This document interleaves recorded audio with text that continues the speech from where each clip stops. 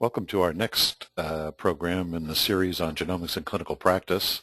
This particular webinar is on a non-invasive prenatal screening and covers a number of aspects of that topic from a number of speakers. These are all CME awarding programs, but they are freely available for viewing. There is a small fee associated with those wishing to obtain a CME certificate for the programs.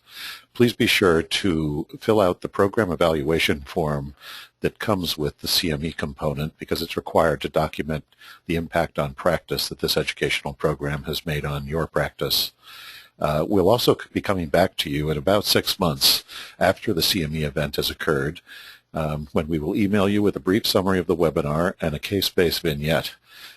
Based on that vignette, we'll ask a few questions that will allow you to provide answers and for us to monitor whether there's been a long-term impact of this educational program on your acquired knowledge. Now back to today's program. Today's program has several speakers, as I mentioned. The first speaker will be Dr. Anthony Gregg, who will talk about next-generation sequencing and the evolution of prenatal diagnosis and screening. That'll be followed by Dr. Ronald Wapner, who will talk about lessons that have been learned from the introduction of microarrays into prenatal diagnosis, where there has been, at least at the copy number level, some degree of whole genome analysis done, and given that this has not really started in neither non-invasive prenatal screening nor PGD, it provides the best examples we have of the type of results we're likely to be dealing with as this develops in the area of non-invasive prenatal screening.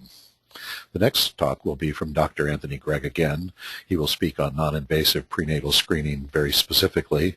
And that'll be followed by Dr. Bruce Korf, who will speak on the interpretation of whole genome testing. And that we appreciate your attention to the following webinar, and we'll be inviting our first speaker shortly.